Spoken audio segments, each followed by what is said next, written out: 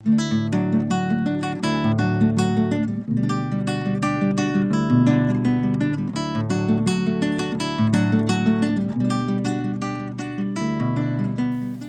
capítulo 5, a partir do primeiro versículo, você tem o texto aí no seu boletim, para que a gente possa fazer a leitura juntos. João capítulo 5, a partir do primeiro versículo. O texto diz assim: Algum tempo depois, Jesus subiu a Jerusalém para uma festa dos judeus. Há em Jerusalém, perto da Porta das Ovelhas, um tanque que em aramaico é chamado Betesda, tendo 5 entradas em volta. Ali costumava ficar grande número de pessoas doentes e inválidas, cegos, mancos e paralíticos. Eles esperavam um movimento nas águas. De vez em quando descia um anjo do Senhor e agitava as águas. O primeiro que entrasse no tanque, depois de agitadas as águas, era curado de qualquer doença que tivesse. Um dos que estavam ali era paralítico, fazia 38 anos. Quando o viu deitado e soube que ele vivia naquele estado durante tanto tempo, Jesus lhe perguntou: Você quer ser curado? Disse o paralítico: Senhor, não tenho ninguém que me ajude a entrar no tanque quando a água é agitada. Enquanto estou tentando entrar, outro chega antes de mim. Então Jesus lhe disse: Levante-se, pegue a sua maca e ande.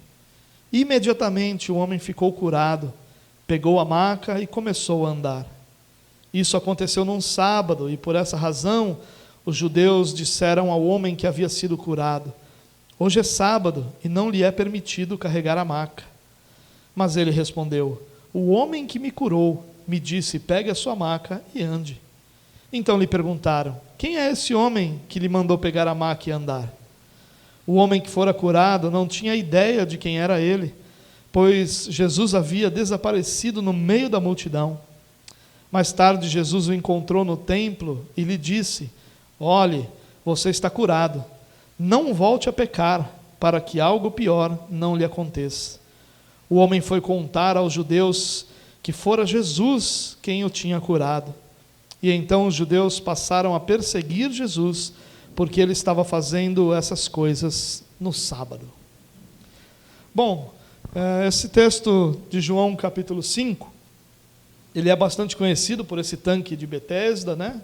E pela cura do paralítico, mas ele é um momento muito marcante no ministério de Jesus. O que está acontecendo aqui? Se você acompanhou alguma das últimas mensagens que nós compartilhamos aqui na igreja, você vai lembrar que Jesus está desenvolvendo o seu ministério na Galileia. A Galileia é a região norte de Israel. Aqui, Jesus, depois de cerca de 4 meses desenvolvendo o seu ministério na Galileia, ele vai a Jerusalém.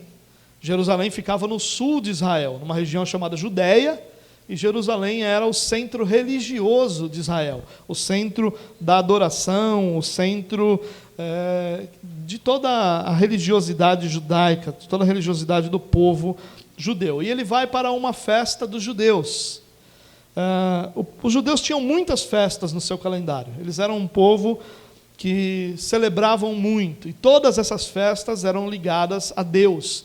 A maioria dessas festas, na verdade todas essas festas, eram ligadas a algo que Deus havia feito ou fazia no meio do povo. De todas essas festas, 3 delas eram chamadas grandes festas. E nessas grandes festas, todos os homens adultos que tinham condições financeiras para tal empreitada deveriam sair das suas cidades e ir até Jerusalém, para durante esses períodos de festa, e essas festas duravam cerca de 1 semana, para durante esse período de festa poder adorar ao Senhor. Então, 3 das grandes festas eram momentos em que Jerusalém ficava apinhada de gente, que a população se multiplicava diversas vezes, e que milhares e milhares e milhares de pessoas iam a Jerusalém para adorar ao Senhor. Essas 3 grandes festas eram a festa da Páscoa, a festa de Pentecostes e a festa dos tabernáculos. Mas os judeus tinham outras festas também que eram menores no sentido de quantidade de público, mas também eram de grande valor para o povo. Por exemplo, eles tinham Purim, você deve lembrar lá da história de Esther. Eles tinham o Ano Novo. O Ano Novo era uma festa muito importante, muito valiosa entre o povo judeu. Eles tinham a festa da dedicação, que é quando eles rededicaram o templo, depois dele ter sido profanado. Então eles tinham a festa Hanukkah, né? Eles tinham muitas festas que eles constantemente celebravam. Jesus participou de diversas delas. Jesus provavelmente participou de todas as grandes festas durante o seu tempo de ministério. Nós não sabemos com exatidão que festa era essa. Os teólogos vão divergir muito sobre qual é essa festa. Na verdade, esse texto que nós vamos tratar hoje é, teologicamente, o texto mais difícil que a gente tratou até hoje. É o texto em que muitas partes desse texto há grande divergência e que não se chega muito a um acordo. O bom disso é que no meio dessa discussão, aquilo que é mais claro vai ficando ainda mais claro e vai ficando ainda mais explicado. Bom, possivelmente essa era uma festa da Páscoa. Algumas razões são dadas, mas é muito importante para a cronologia bíblica que essa seja uma festa da Páscoa. Porque se você perceber, nós estamos agora de Jesus saindo da Galileia, né, e indo para a Judéia. Depois ele vai retornar, e isso vai acontecer algumas vezes. E essa festa, sendo a festa da Páscoa, é que nos dá a ideia de que o ministério de Jesus durou um pouco mais de 3 anos. Se essa festa aqui não for a festa da Páscoa, o tempo de ministério de Jesus na terra pode ser reduzido para pouco mais de 2 anos. Então, a ideia que nós temos de que Jesus exerceu seu ministério na terra por um pouco mais de 3 anos é basicamente fundamentada na ideia de que essa festa que João apresenta é uma festa da Páscoa. Mas, como eu disse, a gente não tem certeza. E esse é um detalhe interessante, a gente não ter certeza, porque João, em grande parte dos seus textos, deixa clara em qual festa Jesus estava. Por quê? Porque a mensagem que Jesus vai pregar ali durante aquela festa tem a ver com a mensagem que a própria festa apresenta. Então, quando Jesus está numa Páscoa, e João diz que Jesus está na Páscoa, nós podemos esperar que a pregação de Jesus terá relação com a realidade da Páscoa. Como aqui, exclusivamente, João não diz qual é essa festa, nós podemos ter certeza que a mensagem de Jesus não está relacionada à festa. É apenas um marcador histórico, né? Nós apenas sabemos que tudo isso que ocorreu durante uma festa onde Jesus sai do norte de Israel, vai a Jerusalém para uma festa. Bom, então, para efeito da nossa cronologia, da cronologia que a gente está usando, nós vamos aceitar ser essa uma festa da Páscoa, apesar disso ser plenamente irrelevante para a mensagem. Bom, o relato de João começa assim: há em Jerusalém, perto da porta das ovelhas, um tanque que em aramaico é chamado Betesda, tendo 5 entradas em volta. Ali costumava ficar grande número de pessoas doentes e inválidos, cegos, mancos e paralíticos. Eles esperavam um movimento nas águas, e de vez em quando descia um anjo do Senhor e agitava as águas. O primeiro que entrasse no tanque, depois de agitadas as águas, era curado de qualquer doença que tivesse. Bom, a cidade de Jerusalém, como qualquer outra cidade nessa época, era rodeada por um muro. Todas as cidades dessa época bíblica eram cercadas por um muro, e esse muro servia de proteção contra ataques inimigos que eram muito comuns naquela época. Quando a gente lê, por exemplo, os livros dos reis de Israel, nós vamos ver quantos e quantos ataques e guerras eram travadas e como os muros das cidades definiam se aquela guerra seria vencida por um ou por outro lado. Ao redor da cidade de Jerusalém, existiam muitas portas de acesso. O livro de Neemias vai falar de 10 portas. Essa porta das ovelhas, ela é citada 3 vezes no livro de Neemias, que trata da reconstrução dos muros de Jerusalém e também da recolocação das portas nos seus devidos lugares. Então, no capítulo 3 de Neemias, essa porta das ovelhas vai ser citada 3 vezes. Essa porta era usada para que os animais entrassem e saíssem da cidade. Animais entravam para o mercado de ovelhas, que ficava dentro da cidade, e também para o templo, para serem sacrificados, se fosse o caso. E saíam da cidade, quando no mercado das ovelhas eram vendidos, e aí então retirados da cidade e levados para algum outro lugar. E diz que perto dessa porta havia um tanque, e a nossa ideia aqui talvez seja difícil de visualizar, mas a gente está falando de um tanque muito grande, de uma área com 5 entradas em volta. Então a gente está falando de uma área muito grande, porque o texto diz que uma multidão de pessoas, de doentes, ficavam naquele lugar. A gente está falando de algumas centenas de pessoas. Então é um lugar muito grande, e esse tanque não era um tanque pequeno. Muitas vezes, se você procurar no Google aí, ou em algum outro lugar, uma ilustração sobre o tanque de Betesda, ele sempre vai ser um tanque pequenininho, né? Não era uma ideia de ser necessariamente um tanque assim pequeno. O lugar era bastante amplo, ainda que o tanque não precisasse ter todo esse tamanho. Chama Betesda. Betesda vai significar em aramaico casa de misericórdia. Era uma espécie de local onde se concentravam os doentes de Israel, né? Tanto que quando nós temos hoje a Santa Casa de Misericórdia, né, a ideia é meio que semelhante, é um local onde os doentes são tratados, são reunidos para o tratamento. Bom, esse tanque, e é importante você entender isso para você entender essa história do anjo aqui, de tudo isso. Esse tanque aqui, ele era abastecido, todos os tanques, existiam diversos em Israel, os tanques eram abastecidos por um sistema maior de tanques da cidade, chamado de tanques de Salomão. Então, esses tanques de Salomão, que eram uma espécie de depósitos, na realidade, a palavra depósito não é a ideia, né? Seria um reservatórios maiores de água, abasteciam os tanques menores. Esse tanque era abastecido, e tem muitos relatos históricos sobre esse tanque também, era abastecido pelos tanques de Salomão. Mas esse tanque também era abastecido por uma outra fonte intermitente, uma fonte que, vez ou outra, jorrava água sobre esse tanque. E essa água que era jorrada era uma água com um tom meio avermelhado, e era uma água considerada medicinal. Essa era a história clara do tanque. Era um tanque abastecido pelo tanque de Salomão, que eventualmente, e não se sabe a razão, era abastecida por uma outra fonte intermitente, ou seja, de tempos em tempos ela jorrava água para dentro daquele tanque, talvez por um represamento, por superar esse represamento, e essas águas eram águas medicinais. Existem muitas fontes de águas medicinais em São Paulo, por exemplo. Essas especificamente tinham um tom avermelhado, né? E a elas era atribuída capacidades medicinais, como hoje, ainda hoje, são atribuídas capacidades medicinais. Mais do que isso, comprovadamente, muitas águas de muitas fontes têm propriedades medicinais. Essa era a realidade.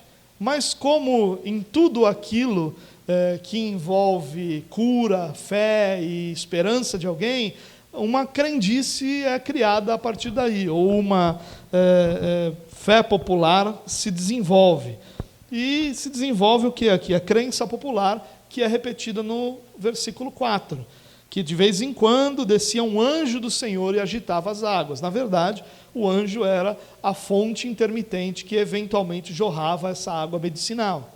Certamente, como essa água era medicinal, muitas pessoas que tiveram contato com essa água tiveram, sim, melhoras nas suas doenças. E por isso se criou essa crença de que o anjo mexia e quando a água se movimentava, ou seja, essa água chegava de uma outra fonte intermitente, era um anjo mexendo, e o primeiro que chegasse ali, a crença era só que o primeiro que chegasse, era então curado. Essa era a realidade. Quando nós olhamos aqui o texto falando no versículo 4 sobre essa realidade, ele não está nos ensinando que isso era uma verdade. Ele está nos dizendo que essa era a crença popular. Tanto que há uma discussão aqui se João realmente escreveu isso ou se algum dos copistas, num momento futuro, escreveu. A NVI vai colocar o texto todo junto. A Almeida vai colocar esse texto entre colchetes, para nos lembrar que aquele texto pode não ter sido escrito originalmente, mas ter sido acrescentado por um copista futuro. Não é uma certeza, pode ter sido João que escreveu, por isso, para não arriscar, a NVI acaba colocando o texto todo junto. Mas, de qualquer forma, não é uma apresentação de que isso acontecia. João não está dizendo que o anjo ia lá e movimentava. Ele está apresentando essa fé, essa crença que as pessoas tinham de que ali havia algum tipo de tanque milagreiro. Bom, era em volta desse tanque que se reuniam centenas de pessoas. Era um lugar muito deprimente, obviamente, por causa de toda a realidade de todos aqueles que estavam lá. E Jesus chega naquele lugar. É interessante que Jesus chega em Jerusalém. Ele poderia ter ido para qualquer outro lugar da cidade, ou inclusive diretamente ao templo, mas ele vai àquele lugar onde é a casa de misericórdia. Ele vai àquele lugar onde os doentes estão. Ele vai direto nas pessoas que mais necessitavam dele. Isso era uma prática muito comum de Jesus ao longo do seu ministério. E aí o versículo 5 nos ensina o seguinte: um dos que estavam ali era paralítico, fazia 38 anos. Quando o viu deitado e soube que ele vivia naquele estado durante tanto tempo, Jesus lhe perguntou: você quer ser curado? Nós não sabemos a idade desse homem, certamente ele tinha mais de 50 anos, talvez um pouco mais de 55 ainda, mas nós sabemos que ele tinha 38 anos, ele era paralítico há 38 anos. Um tempo muito grande. Ele não estava necessariamente nesse tanque durante os 38 anos, mas ele era levado lá, ao menos nessa ocasião, em outras ocasiões também, porque ele disse que outras vezes a água foi movimentada e ele não podia entrar na água, então parece-nos que era constante que esse homem estava ali, naquele lugar, buscando a sua cura através dessa crença popular de que um anjo mexia a água e ela passava a ter poderes curadores e o primeiro que entrasse ali era então curado.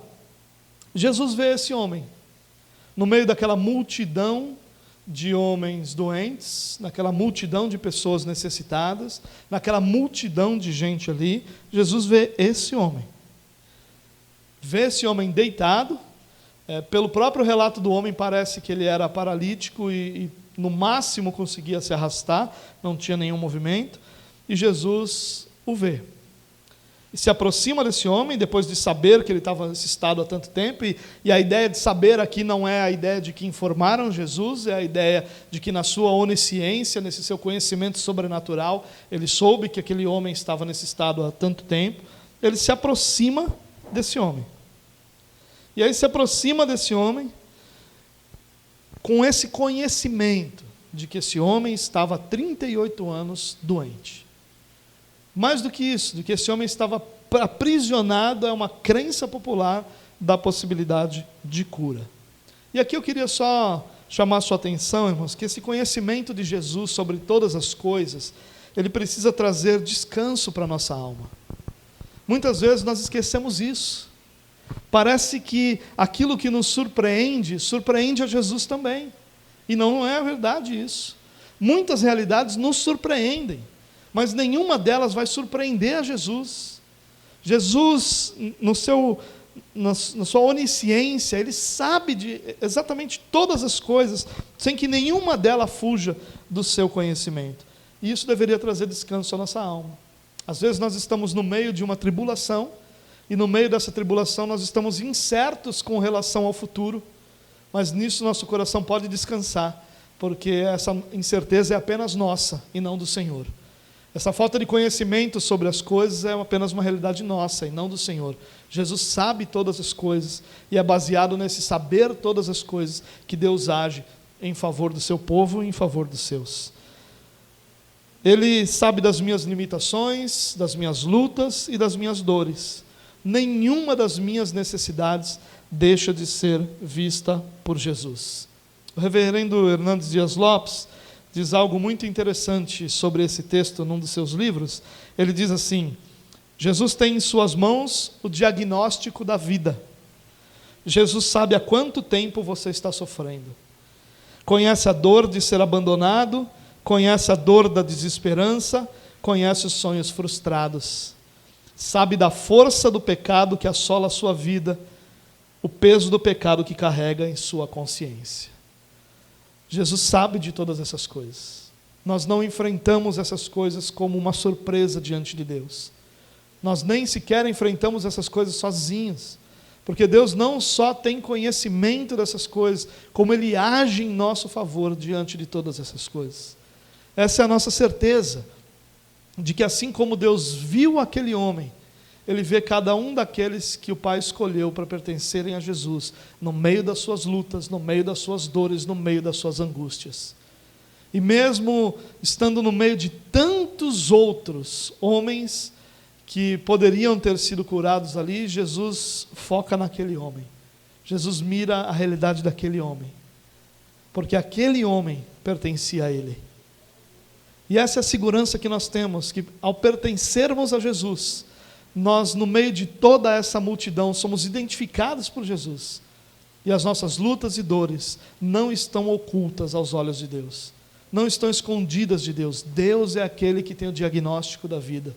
Deus é aquele que sabe de todas as nossas lutas, e Ele não sabe só por conhecimento, mas das nossas lutas, Ele experimentou o que é enfrentar essas lutas humanas. Por isso que o autor de Hebreus vai dizer que o nosso sumo sacerdote sabe o que nós enfrentamos e se compadece das nossas lutas, porque por ter exatamente essa experiência de ter vivido tudo isso. Nós não estamos sozinhos e as nossas lutas não são ocultas, não estão ocultas aos olhos de Deus. Mas Jesus faz uma pergunta para esse homem: você quer ser curado?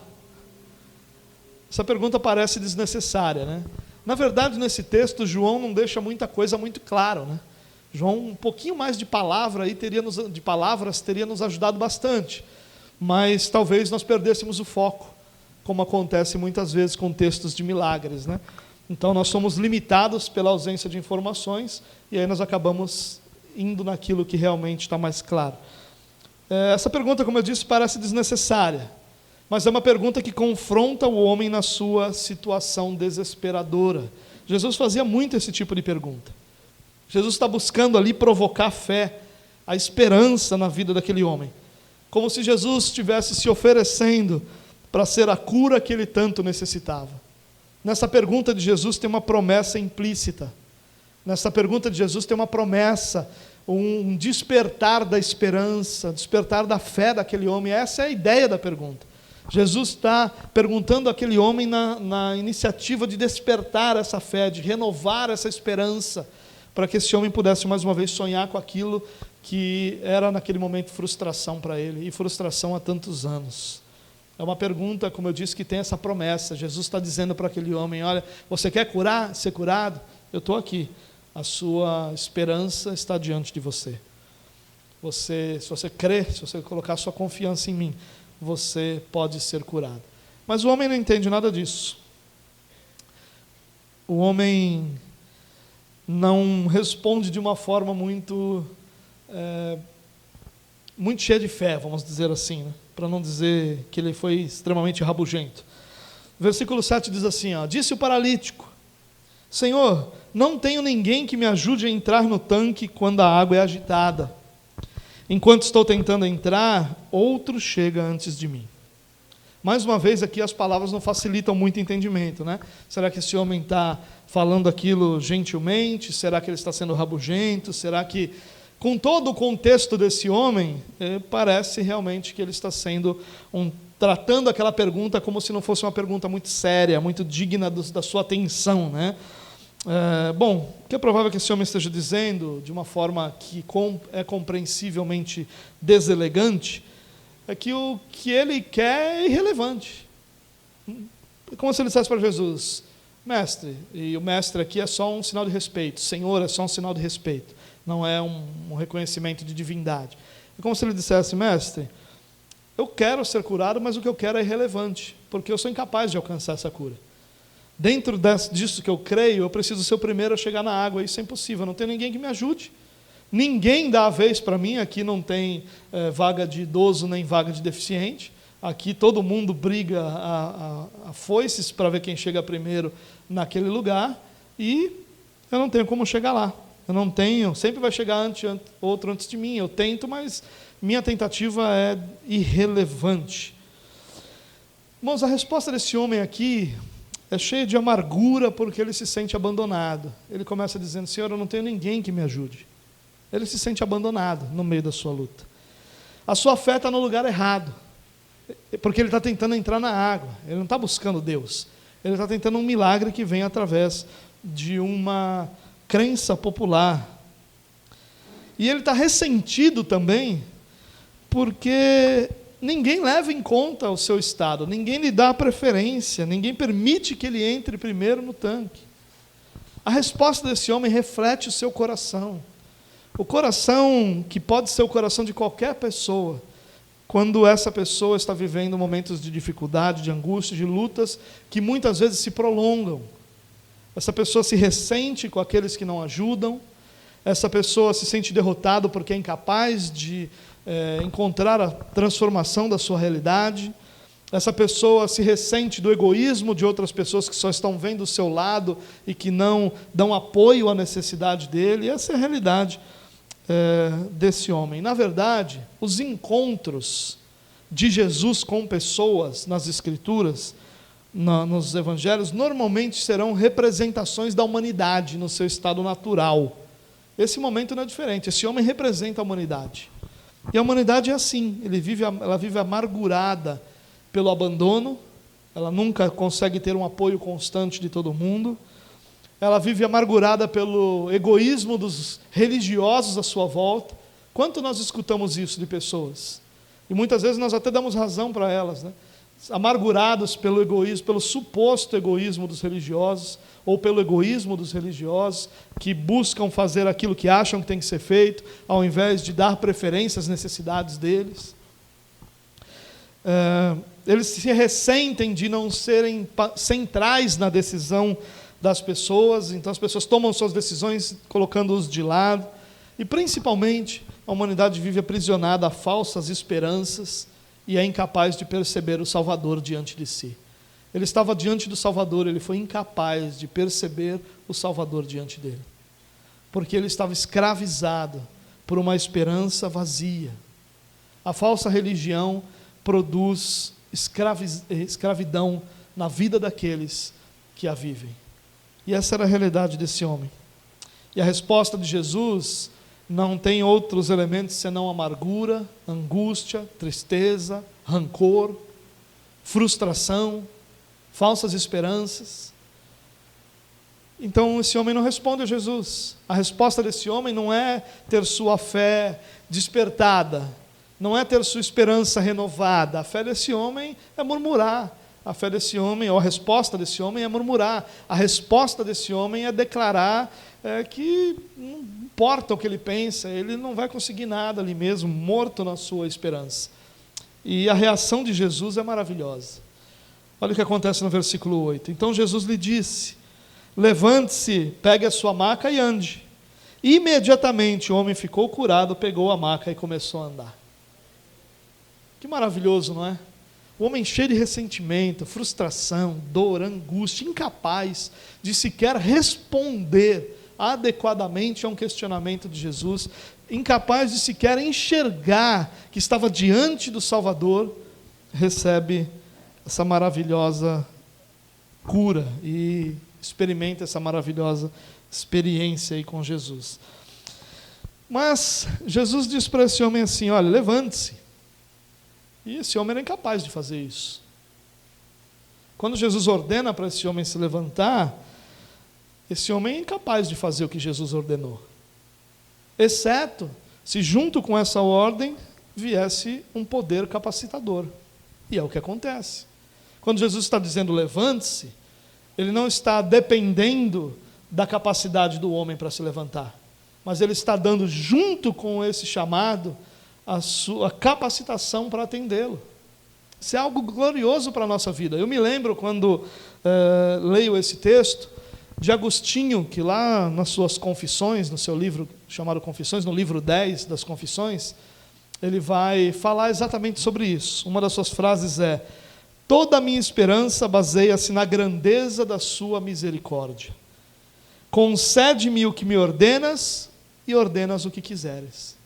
Agostinho está dizendo: Senhor, me concede capacidade para fazer o que o Senhor quer E aí o Senhor pode desejar, pode ordenar o que o Senhor quiser, que eu vou ser capaz de fazer. Mas não me ordene algo que esteja dependente da minha capacidade, porque eu nunca poderei fazer. Quando Jesus diz a esse homem, levante-se, Ele não está dizendo para o homem, olha, eu acredito que você pode.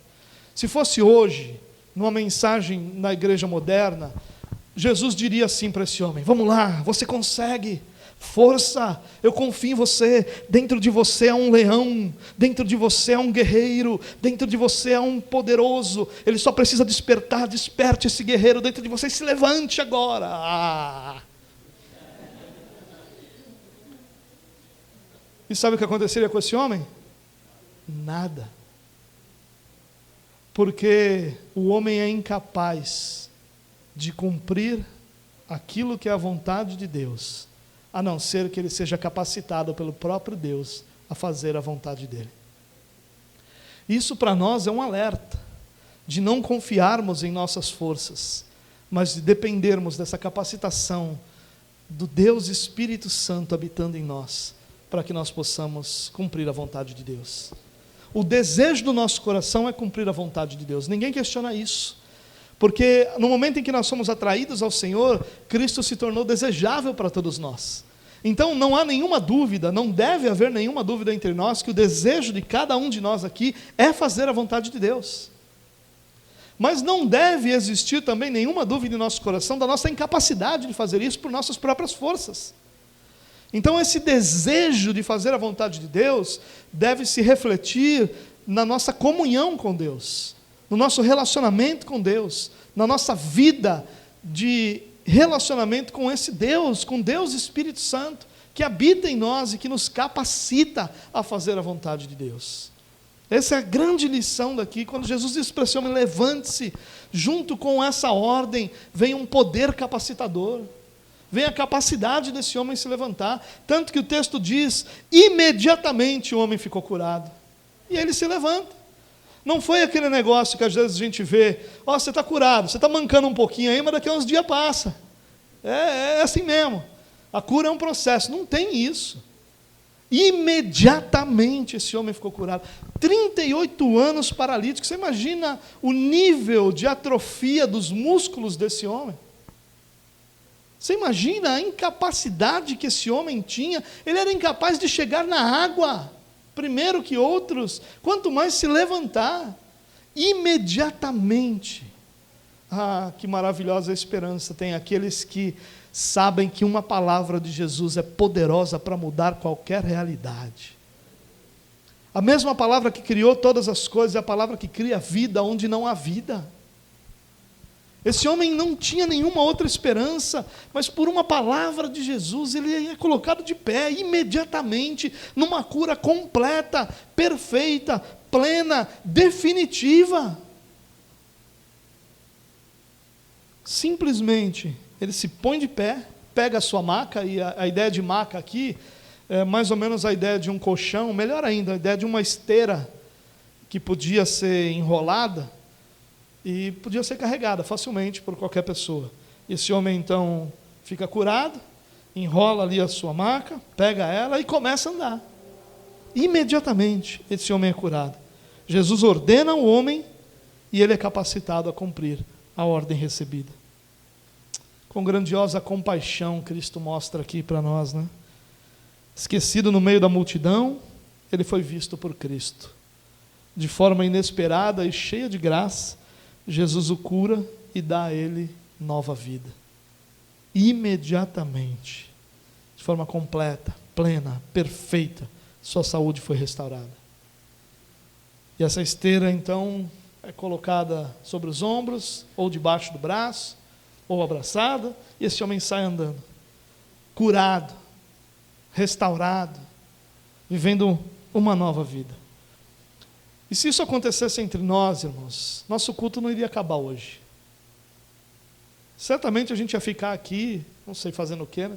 Alguns iam ficar falando umas coisas estranhas, mas a maioria de nós ia ficar louvando a Deus, exaltando a Deus, e nós não iríamos querer ir embora. Nós iríamos querer louvar ao Senhor continuamente, nós nunca mais esqueceríamos isso no nosso meio.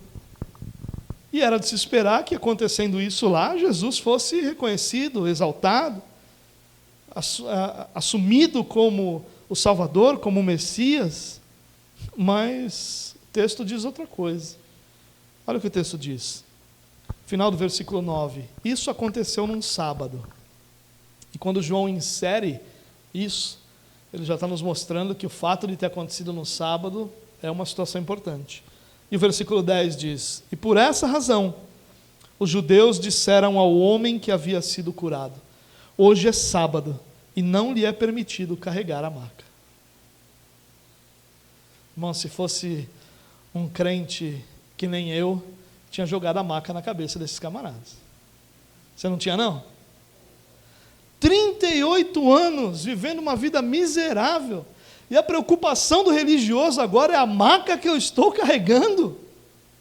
Meu Deus, como é possível que a religiosidade seja tão escravizante assim, ao ponto da pessoa não conseguir louvar a Deus pela transformação de uma vida, a pessoa não conseguir exaltar a Deus pela mudança completa de realidade de alguém, mas estar preocupado com os detalhes sobre a vida daquelas pessoas. Se fosse hoje, talvez diz: você foi curado, poxa, mas essa roupa aí, eu não sei não se crente usa ela.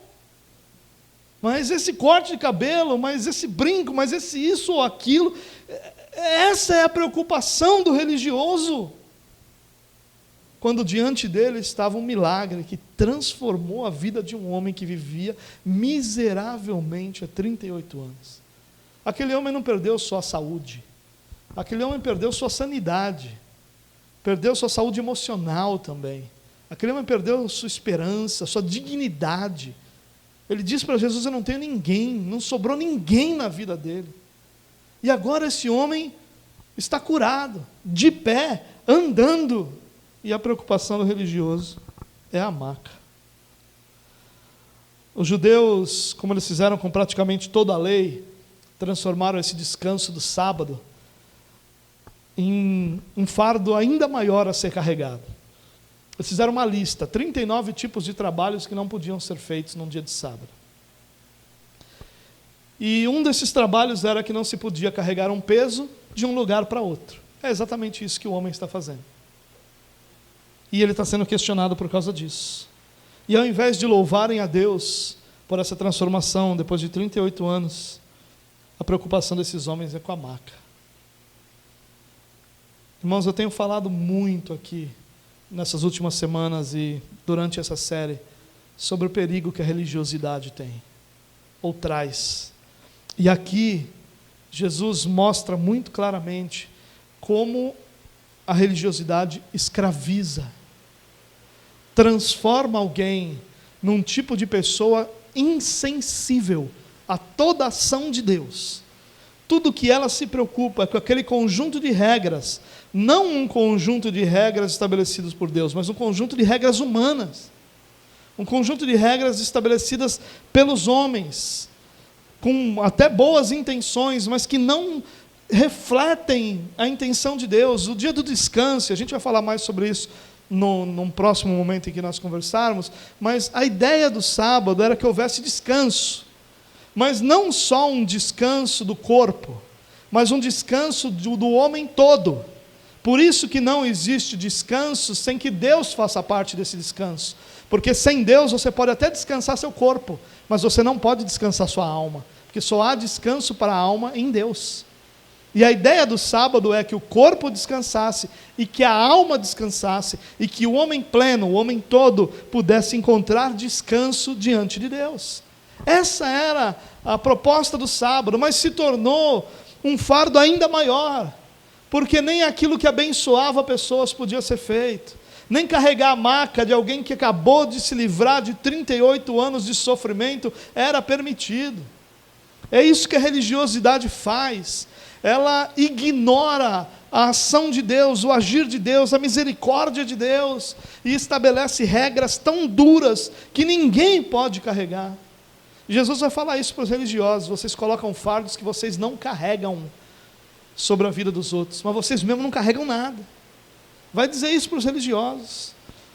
E tudo isso que eu venho falando aqui, irmãos, é na expectativa de que isso seja para nós um alerta, para que nós não vivamos essa religiosidade que escraviza, ao invés da verdade do Evangelho que liberta, que traz vida, que traz restauração às pessoas.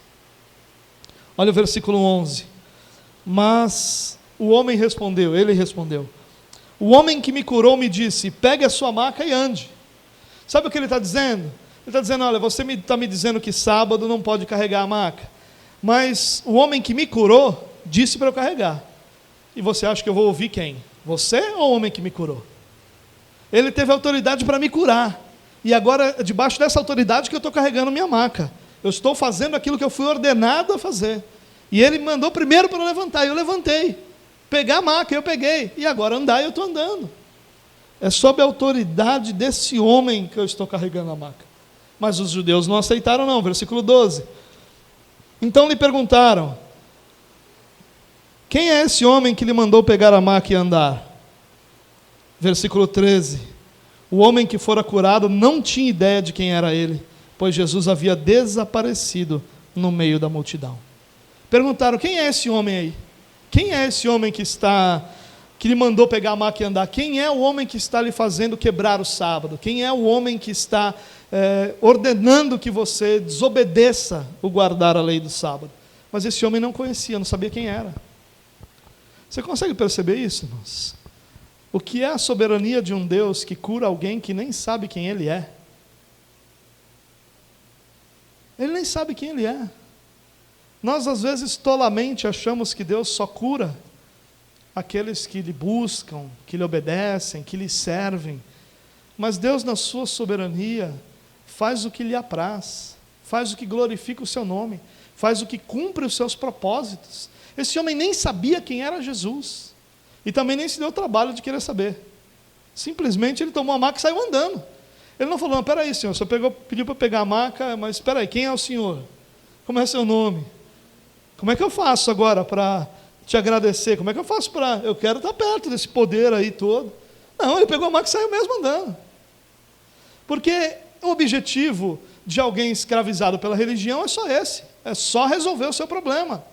Ele não está em busca de um relacionamento, ele não está em busca de um Deus para servir, de um Deus com quem caminhar. Ele está em busca da resolução dos seus problemas. E ele faz isso. Mas quando ele é questionado, ele não sabe quem era. Eu não sei. Ele havia sido curado, não sabia por quem. Versículo 14. Mais tarde Jesus o encontrou no templo e lhe disse, olhe, você está curado. Não volte a pecar, para que algo pior não lhe aconteça. O homem foi contar aos judeus que fora Jesus quem o tinha curado. Jesus encontrou esse homem no templo, e o encontrou aqui, a palavra nos ensina que ele foi ao encontro desse homem, não foi um encontro casual, eles não se esbarraram no templo, Jesus foi atrás desse homem. E aí então, pela primeira vez, Jesus prega para ele, e Jesus diz, olha, você está curado, não tem mais nenhum vestígio, você não está mancando, você não vai melhorar aos poucos, você está curado. Não volte a pecar, para que algo pior não aconteça. E aqui merece nossa atenção aqui.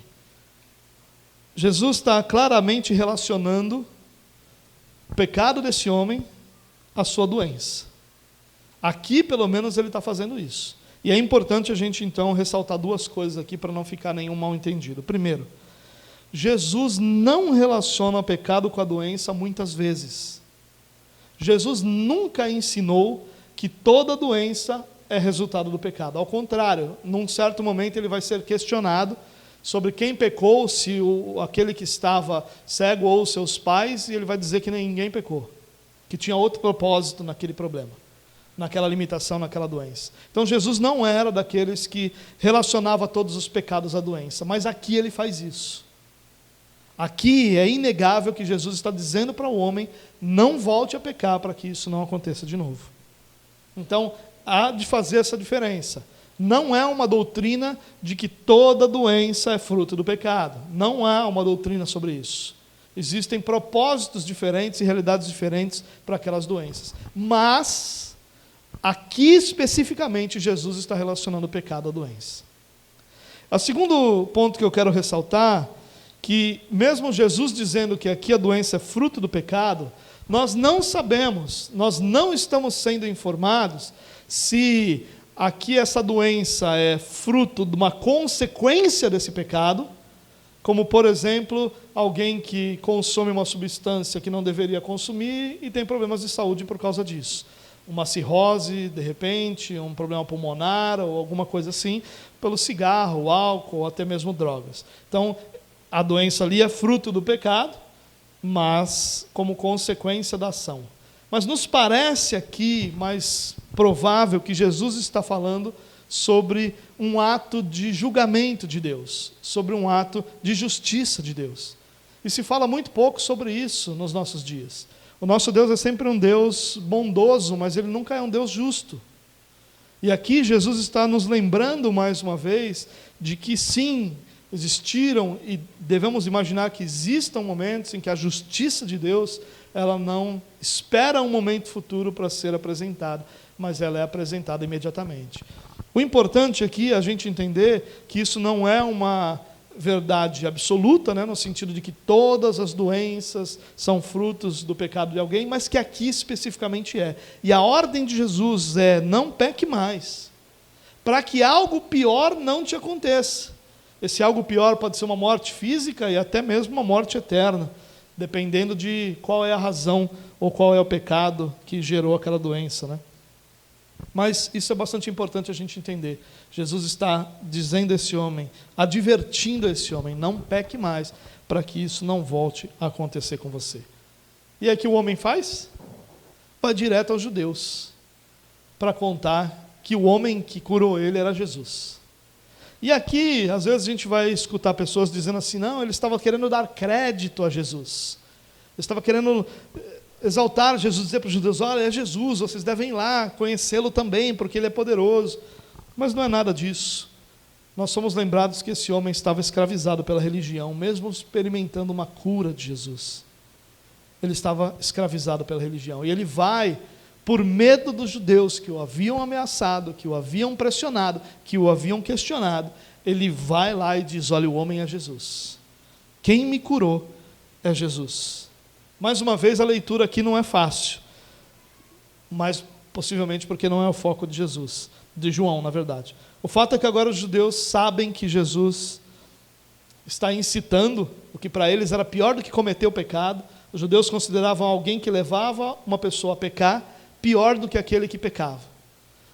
E eles então agora sabem que é Jesus quem está incitando esse homem a quebrar o sábado, porque na visão deles, Jesus está incitando-os a quebrar o sábado, fazendo as pessoas agirem da forma que não era permitido, de novo, segundo a religião deles. E o versículo 16 vai nos dar uma notícia muito ruim. Então os judeus passaram a perseguir Jesus, porque ele estava fazendo essas coisas no sábado.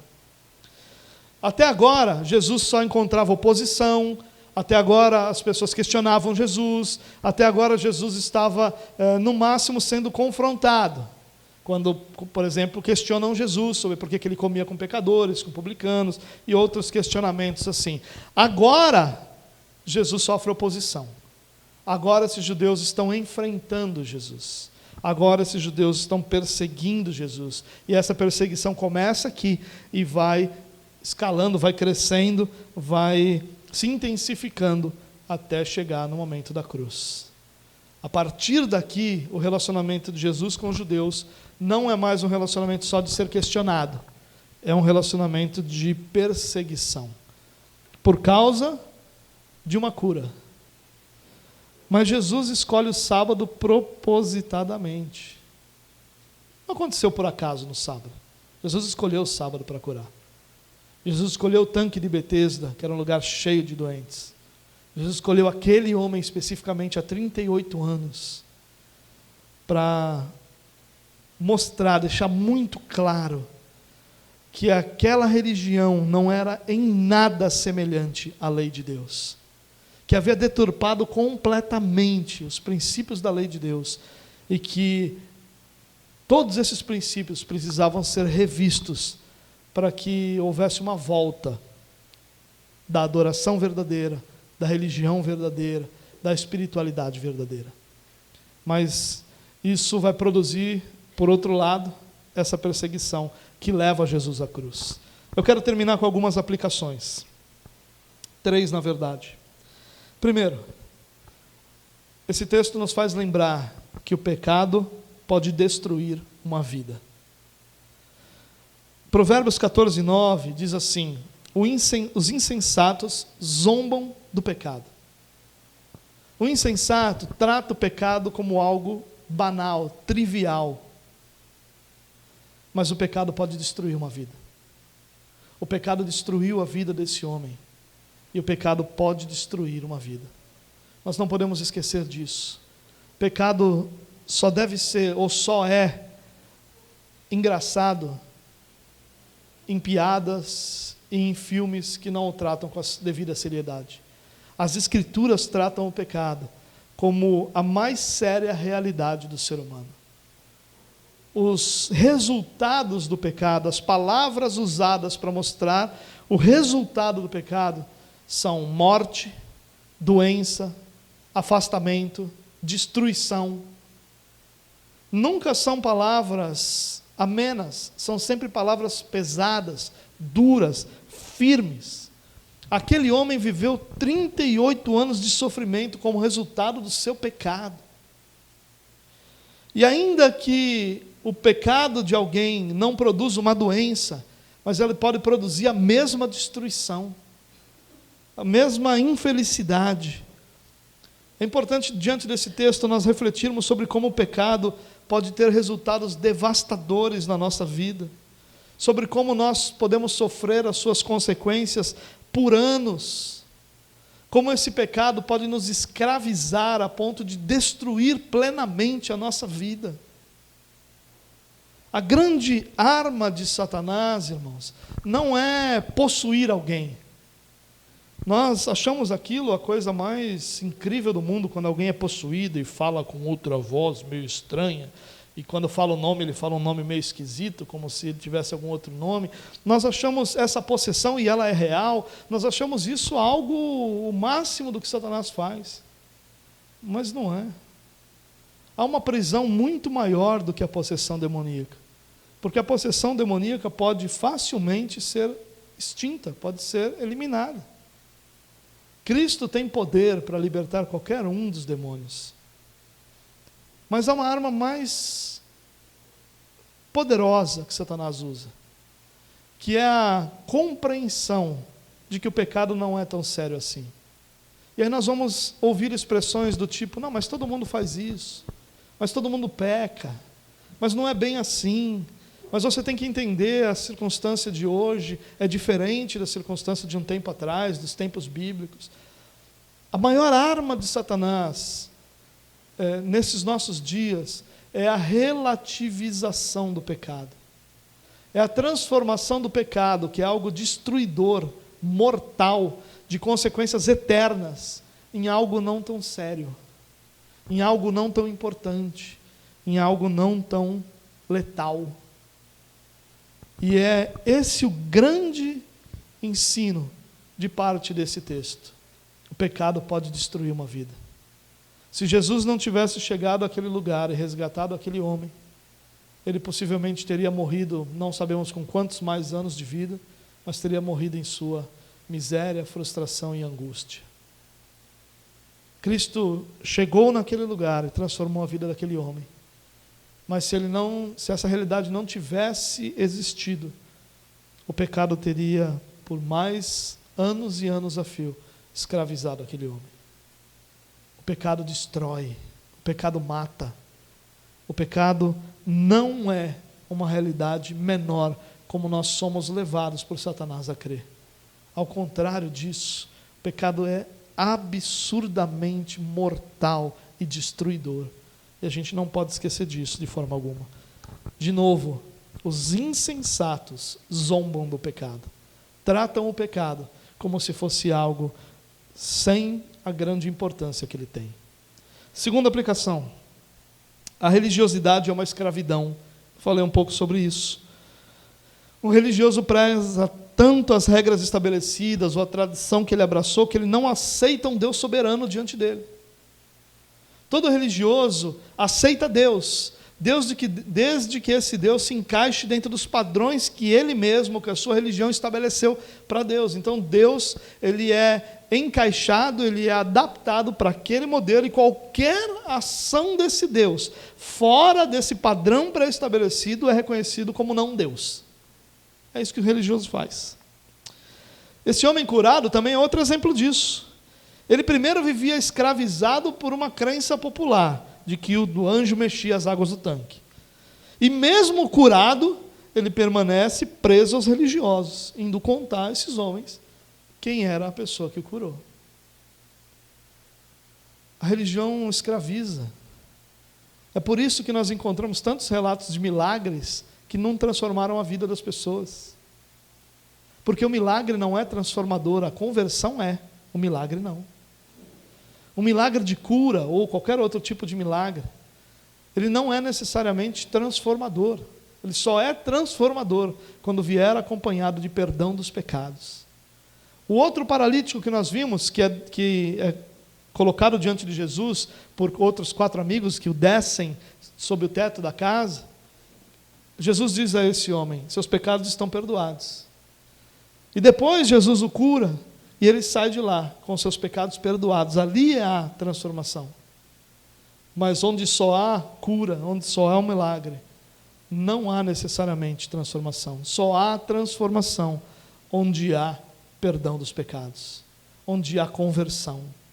É por isso que, mesmo com tantas pessoas apaixonadas pelos milagres, nós cremos que não existe nada maior na vida de alguém do que a conversão produzida por Jesus.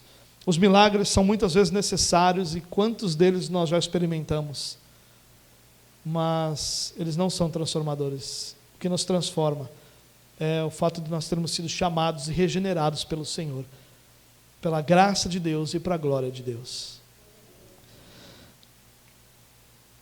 A pergunta que Jesus faz para esse homem ecoa entre nós também: você quer ser curado? Essa foi a pergunta que trouxe consigo uma promessa. Como esse homem representa a humanidade, nós podemos entender essa promessa para a humanidade. É como se Jesus convidasse aquele homem, mesmo diante de toda a sua condição, a depositar sua confiança inteiramente nele. É como se Jesus dissesse para esse homem: olha, não importa quanto tempo você está sofrendo, não importa a gravidade do seu problema, não importam as consequências do seu problema, não importa quão desesperançado você esteja, não importam quantas tentativas já foram tentadas, nada disso importa. Se você depositar sua confiança em Jesus Cristo, há uma promessa de cuidado de Deus sobre a sua vida. Há uma promessa de transformação de Deus sobre a vida de todos aqueles que depositam sua fé em Jesus Cristo. Essa mesma pergunta de Jesus: você quer ser curado? Ecoa sobre a vida de todos nós. Não sobre as nossas doenças físicas, mas sobre a doença da nossa alma, essa doença incurável que é o pecado. E a mesma pergunta Jesus faz para nós. E muitas vezes a nossa resposta vai ser como a desse homem: sim, eu queria me livrar do meu pecado, mas isso já vem há tanto tempo sobre a minha vida. E Jesus diz para esse homem: não importa quanto tempo você está sofrendo. Ele tinha 38 anos e Jesus transformou aquela realidade. Talvez a gente diga: mas o meu pecado não é uma coisinha pouca. Eu não sei qual foi a gravidade do pecado desse homem, mas o aprisionou por 38 anos. Talvez você fique pensando nas consequências, ou quantas vezes você já tentou se livrar dele, ou em quantas vezes sua esperança já foi renovada num culto como esse, e nada mudou. Essa promessa é para nós também, irmãos. Essa pergunta é para nós. A pergunta de Jesus para cada um de nós hoje é: você quer ser curado dessa doença mortal sobre a sua vida, que é o pecado? Deposite sua confiança nele, porque há cura para todo aquele que nele confia. Em último lugar, é exatamente o que eu acabei de dizer: Jesus é a cura do nosso pecado. Não esqueça disso. Somente nele nós encontramos restauração para o efeito devastador do pecado. Aqui se fala muito sobre a cura. Já ouvi mensagens sobre o que significam essas 5 portas, como essas 5 portas têm alguma simbologia. Já ouvi mensagens sobre esses 38 anos representarem os 38 anos de Israel, sobre esse tanque representar a lei, alegorias sem fim. Mas o foco dessa mensagem é o poder destruidor do pecado e o poder restaurador de Jesus Cristo. É sobre isso essa mensagem. Essa mensagem não é sobre o tanque, não importa se haviam 5, 6, 10 ou 15 entradas. João está ali nos dando uma informação geográfica, uma informação para situar as pessoas que eram os leitores da sua época sobre o que estava acontecendo. Essas portas não simbolizam se fossem 4 ou se fossem 6, não faria nenhuma diferença, porque o poder devastador do pecado estaria lá e o poder restaurador de Jesus também estava lá. E é isso que importa, é a única coisa que importa no meio de toda essa batalha que é a nossa vida, é que o poder restaurador de Jesus sobre o pecado ainda está diante de nós. Jesus é a cura do nosso pecado. Nele nós encontramos vida, nele nós encontramos perdão, nele nós encontramos cura. Eu quero terminar dizendo para você, meu irmão, que está me acompanhando hoje, nessa jornada por esse texto. Se nessa noite você se vê aprisionado pelos efeitos do pecado, vá a Jesus. Deposite nele sua confiança, deposite nele sua esperança, e assim como esse homem, viva uma nova vida a partir de agora. A restauração para todo aquele que coloca a sua esperança em Jesus Cristo. A esperança para todo aquele que, aprisionado pelo pecado, confia em Jesus para a sua libertação. Da mesma forma que esse homem foi encontrado por Cristo na sua tragédia pessoal, Jesus está agora diante de você, oferecendo uma nova vida, livre do fardo, livre do peso do seu pecado. Vá a Ele, coloque seu pecado diante dEle, troque o fardo da sua vida com Ele, porque o fardo dele é leve.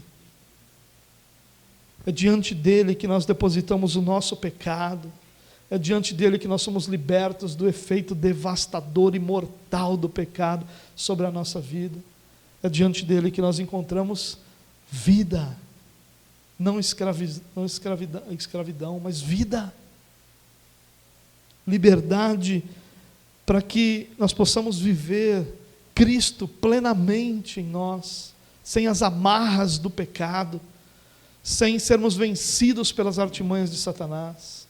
Por isso, nessa noite eu quero, mais uma vez, dizer a você, se você se sente aprisionado pelo pecado, essa é a noite de você ir a Jesus, de você depositar nele sua confiança, de você depositar nele sua esperança, de você sair daqui com uma nova vida, uma vida não mais com o fardo que você carrega, mas uma vida plena da presença de Jesus Cristo sobre você.